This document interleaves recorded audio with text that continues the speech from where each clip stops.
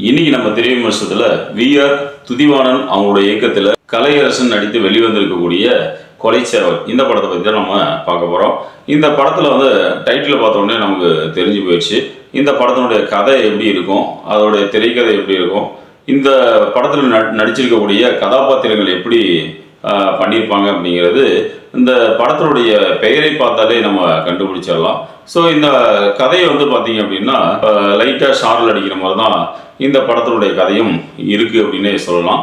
சரி, ஓகே, இந்த படத்தினுடைய கதை என்னங்க அப்படின்னு பார்த்தா, இந்த படத்தில் கலையரசன் அவங்களுடைய ஃபேமிலியில் இருக்கவங்க எல்லாம் ஒரு குலதெய்வம் கோயிலுக்கு போயிட்டு அவங்களுடைய குலதெய்வம் கோயிலுக்கு போயிட்டு பொங்கல் வச்சு சாமி கும்பிட்டு வரணும்னு சொல்லிட்டு குலதெய்வம் கோயிலுக்கு போகிறதுக்காக கிளம்புறாங்க.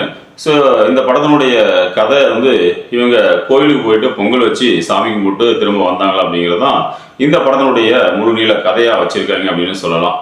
சரி, இந்த படத்தை பொறுத்த வரையிலும் இசைங்கிறது இன்னும் இந்த படத்துக்கு கொஞ்சம் வலு சேர்த்துருக்கலாம் அப்படின்னு சொல்லலாம். அதே மாதிரி சினிமாட்டோகிராஃபியும் பார்த்தீங்கன்னா இந்த படத்தில் இன்னும் கொஞ்சம் பலம் சேர்த்துருக்கலாம். இந்த படத்தில் நடிச்சிருக்கக்கூடிய கதாபாத்திரங்கள் எல்லாமே அவங்களுக்கு என்ன கேரக்டர் கொடுக்கப்பட்டிருக்கோ அந்த கேரக்டரை மிக சிறப்பாக பண்ணியிருக்காங்க. ஆனாலும் இந்த படத்தை பொறுத்தவரையிலும் கதையை பார்த்தீங்க அப்படின்னா ஒரு திரைக்கதையும் சரி கதையும் சரி சொல்ல வேண்டிய ஒரு விஷயங்கள் சிம்பிளாக எடுத்திருக்காங்க. அந்த சிம்பிளாக எடுத்திருக்கக்கூடிய விஷயங்களை மிக ஹார்ட் ஒர்க் பண்ணி சில விஷயங்களை சில காட்சிகளை அவங்க படத்தில் வச்சிருக்காங்க. கதையிலும் சரி திரைக்கதையிலும் சரி இன்னும் கொஞ்சம் இவங்க பெட்டராக பண்ணியிருந்திருக்கலாம் அப்படின்னு தான் என்னுடைய கருத்து. இந்த படத்தை பொறுத்தவரையிலும் கலையரசன் அப்படிங்கிற ஒரு கதாபாத்திரம் மிக ஒரு அருமையான ஒரு கதாபாத்திரம். அவருடைய கேரக்டரை நல்ல ஒரு விஷயங்களை வெளிப்படுத்தி நல்ல ஒரு ஆடியன்ஸுக்கு வரவேற்பு பெறக்கூடிய வகையில் இருக்குது அப்படின்னு சொல்லலாம். ஏன்னா அந்த அளவுக்கு இந்த கதாபாத்திரம் இந்த படத்தில் ஒரு சில காட்சிகள்லாம் பார்த்தீங்க அப்படின்னா கோவிலுக்கு போயிட்டு அவங்க மலையில் ஒரு நீர் நிறைந்த பகுதி, கல், பாறை இந்த மாதிரி பகுதியெல்லாம் இருக்கும்போது ஒரு கதாபாத்திரத்தை சுமந்துக்கிட்டு வரணும் அப்படின்னா மிகப்பெரிய ஒரு விஷயம். சாதாரணமாக ஒரு மனிதன் மலைகளில் ஏறி இறங்கும் போது நம்ம தடுமாறி இறங்குவோம், ஏறுவோம்.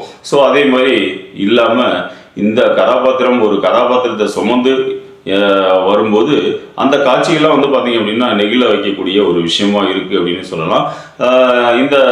இந்த மாதிரி ஒரு சில விஷயங்கள் இந்த கலையரசன் கதாபாத்திரம் இந்த படத்தில் மிக சிறப்பாக ஒரு ட்ராவல் பண்ணிகிட்டு இருக்காங்க. தீபா பாலு அவங்களுடைய மனைவி, அதே மாதிரி அவங்களுடைய கதாபாத்திரங்களை மிக சிறப்பாக பண்ணியிருக்காங்க. இவங்க 2 பேர் கதாபாத்திரங்களும் இந்த படத்தில் நல்ல ஒரு கிளைமேக்ஸ் வரையிலும் பார்த்தீங்க அப்படின்னா ஒரு ட்ராவல் ஆகிறதுங்கிறது மிக சிறப்பாக இருக்குது. கிளைமேக்ஸ்லையும் பார்த்தீங்க அப்படின்னா ஒரு எமோஷ்னலாக ஒரு காட்சிகள்லாம் வச்சு சொல்ல வேண்டிய ஒரு விஷயத்தை மிக ஒரு சிறப்பு விஷயம். ஸோ இந்த படத்தை பொறுத்த வரையிலும் பார்த்தீங்க அப்படின்னா ஒரு டைம் பார்க்கலாம். பட் குழந்தைகளை பொறுத்த வரையிலும் இந்த படத்தை பார்க்கணுமா அப்படின்னு பார்த்தீங்கன்னா கண்டிப்பாக என்னை பொறுத்தவரையிலும் வேண்டாம்னு தான் சொல்லுவேன். ரத்தம் பாய்ந்த சில காட்சிகள் இந்த படத்தில் இருக்குது அப்படின்னு சொல்லலாம். அதனால் இந்த படத்தை பொறுத்தவரையிலும் குழந்தைகளை அவாய்ட் பண்ணுவது நல்லது அப்படின்னு சொல்லலாம். உங்களுக்கு விருப்பம் இருக்கும் பட்சத்தில் நீங்கள் தாராளமாக போய் பார்க்கணும் அப்படின்னா அது உங்களுடைய சேஃப்டி, உங்களுடைய பாதுகாப்பு பொறுத்து தான் இருக்குது. ஸோ அதனால் நீங்கள் இந்த படத்தை பார்க்கணும் அப்படின்னா தேட்டரில் போய் பாருங்கள். ஒரு டைம் பார்க்க வேண்டிய ஒரு படமாக, ஆவரேஜ் படமாக தான் இருக்குது அப்படின்னு சொல்லலாம்.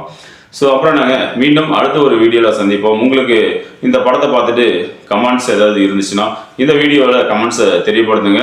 இந்த வீடியோ பிடிச்சிருந்தால் லைக் பண்ணுங்கள், ஷேர் பண்ணுங்கள். நம்ம சேனலையும் சப்ஸ்கிரைப் பண்ணி வச்சுக்கோங்க. அப்புறம் நான் மீண்டும் ஒரு அடுத்த பெஸ்ட்டு தமிழ் மூவி ரிவ்யூவில் நம்ம சந்திப்போம். நன்றி.